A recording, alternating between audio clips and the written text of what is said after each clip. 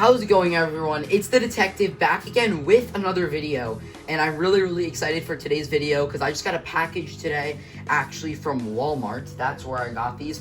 I don't know if these specific 3 that I got are still in stock, but Walmart.com has actually been stocking a bunch of Armored Alliance stuff, of course, for retail price. And I heard that the core Bakugan were up, so I bought a few of them. Pharol core, which I'm really excited for, Hydorous core, and Nillious core. All 3 of these look amazing.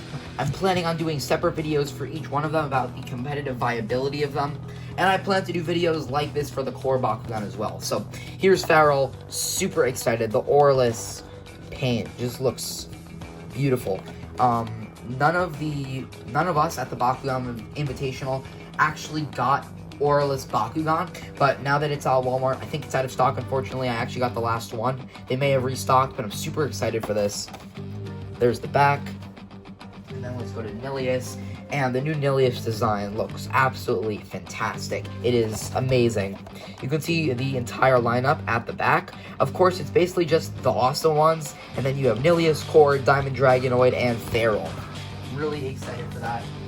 And then finally, Hydorous, and yeah, Hydorous is amazing. But without further ado, guys, let's start with Pharol, and we're just gonna open them up, and I'm gonna tell you about what I think of them. Let's do it.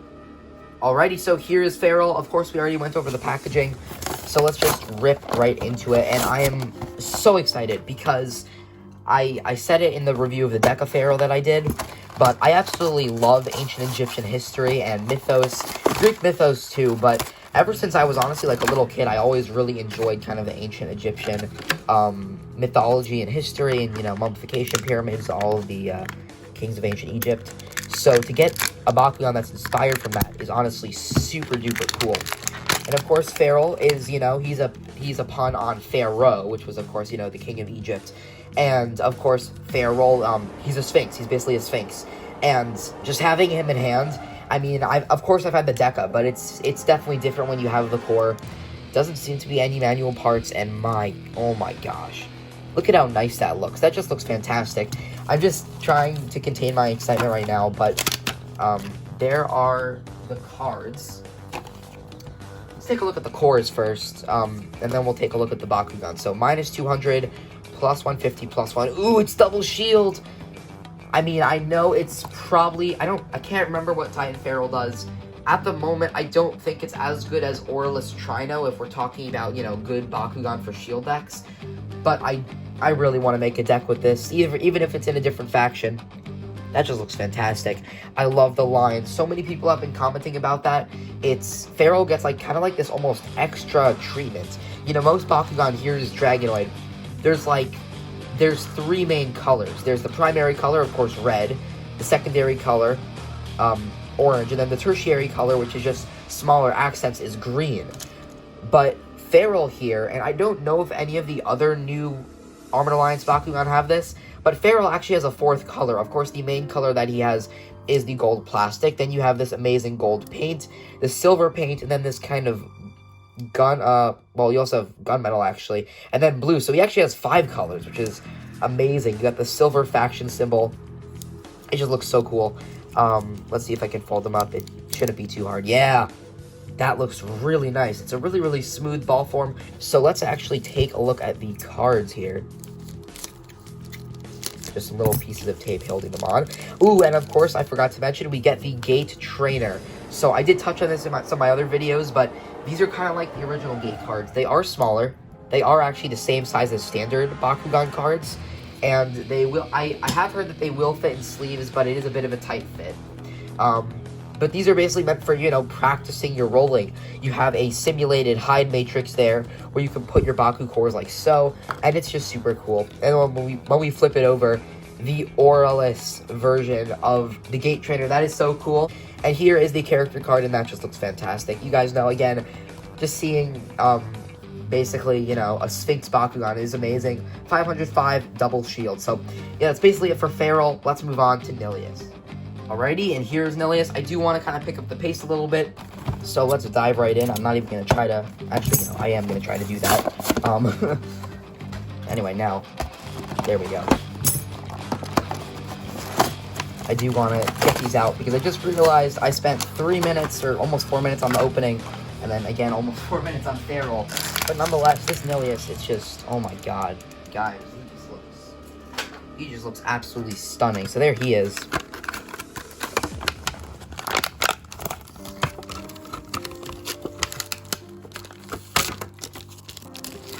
Alright, and I guess the cards are going to come out nice and easy for us.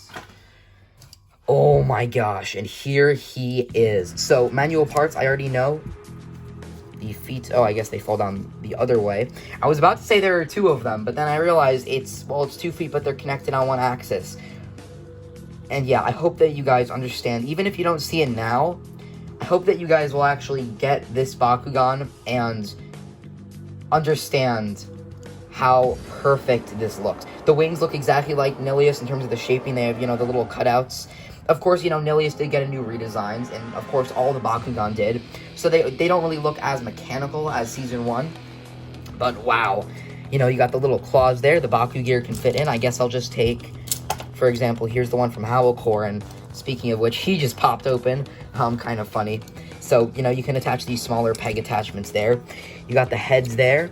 And what I really love is how, you know, you have the one side with the red and the other side with the green eye. And they did this also on the Ultra. I did get the Ultra at the Invitational, and I do plan on doing, like, you know, an overview video of both the new Ultra and Core Nillious. But he just looks so cool. You know, you got paint in there too. Really, really simple too to fold up. Oh, I guess actually the tail goes in last. Yeah, the tail goes in last. Look at how smooth that is. It's such a smooth ball form. I guess I could curve shot that, right? Ooh, that is nice. That is so nice. Oh my god, I'm gonna do that again. I might just actually set out the gate trainer just because it's easier to land it. I just want to see the satisfaction of... Oh shoot, I did it again. I want to see that curve again. Did you guys see that? You guys know I'm a huge fan of the original series, so to get a curve shot, that is a really nice curve. Wow, alright, let's give that one more try. There we go. We opened on the gate trainer. Speaking of which, the gate trainer for this one, it does have lightning. There's not a Magnus one. I hope that maybe later, like in the season, if they kind of redo the gate trainers a bit, then maybe we'll get a Magnus version. Whoopsie. The character card for Nillious.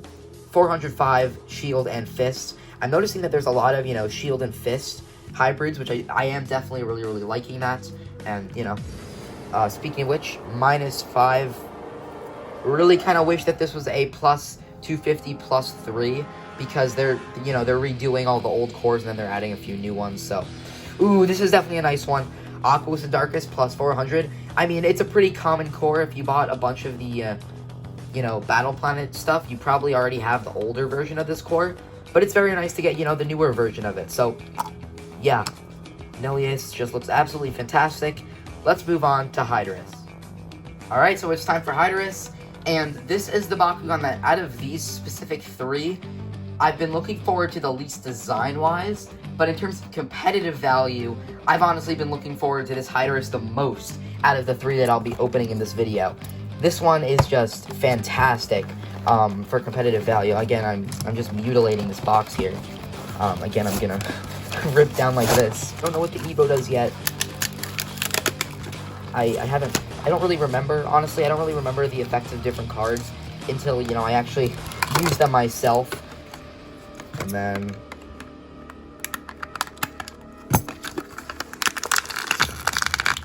Come on. There we go. Okay. I am just so excited for this. Okay. And here he is, and yeah. Definitely an improvement from the first version. I really still do like the original Hydorous core because it's kind of nostalgic to me since it was actually my favorite core Bakugan. It was my favorite core Bakugan design for a while. This new version is definitely superior in terms of design. I still really prefer the kind of the cuteness and the charm of the original one, but you do have, you know, a more fleshed out mane. The face itself looks far more menacing. I love the way that they have the claws coming out. They're less chunky and they actually look more like claws. Got the little back legs there too. So I believe you just kind of fold, yeah. Really, really simple. Oh, there we go. Really, really simple design. I can definitely see spinning it because, you know, you have these ridges in the side, so I could kind of imagine. He just spun up right there.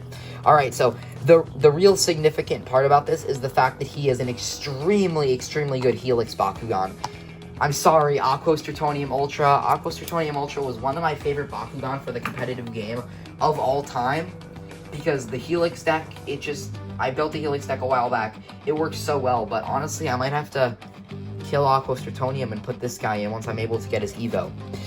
You get the Shun, and that looks fantastic. I love that. So cool. Gate Trainer, of course. You get the Fists, so it's +2, and then the Helix plus Frost Strike. And then the card, just look at this. Alright, so of course 404, but on a Helix, +500, +5. So you could be turn 1, basically, like, right, turn 1, you roll this guy, land on a Helix.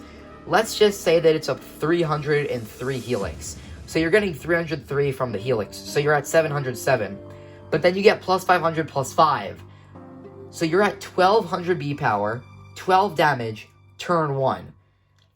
That is extremely significant, because unless your opponent is using, you know, the flips that are 0 cost and stop specific cores, or unless there's some 0 cost or 1 cost core remove card, I don't think there is. That is extremely significant, and that is just straight power. But yeah, there's Hydorous. My god, I'm so freaking excited to use this in a deck. I am totally going to be constructing my Helix deck, and I absolutely cannot wait for that. So yeah, everyone, that is my unboxing of some of the 3 new Armored Alliance core Bakugan. I am absolutely ecstatic again. Just super excited. I do want to get a core Dragonoid, the Pyrus core Dragonoid. And I honestly am going to wait, because I feel like, you know, it might be in one of the carrying cases if that gets released in Wave 1. But I'm just super excited, because all 3 of these Bakugan look fantastic design-wise. And of course, that Hydorous, man, that is a beast. I cannot wait to make a deck with that. Pharol, just looks-wise, it's an amazing design. It almost feels like an Ultra. And, you know, I did ask Michael Tillman, are we getting an Ultra Pharol? Sadly, no, but he did say, like, paraphrase quote from him, that Pharol as a core is just a really good core Bakugan, so we didn't really see a need for an Ultra. Again, that's just me paraphrasing what he said, but I honestly agree, having the normal version, the not Deca version in hand, it's a really, really great looking core, and I'm really hoping that just one version of Pharol is gonna end up being, like, really good in competitive game. Because I really want to be able to use a Pharol in a deck. This Nillious, again, it's the perfect Nillious in my opinion so far out of the 4 Nillious versions that we've gotten. Of course, you know, Core Nillious from Battle Planet, Core Nillious from Armored Alliance here, Ultra Nillious from Battle Planet, and then Ultra Nillious from Armored Alliance. This version is just the best version out of all of them. There's no argument whatsoever, at least in my view. It's just such a great looking Bakugan. But yeah, thank you so much for watching, everyone. I'm the Detective, and I'll see you in the next video. Peace out.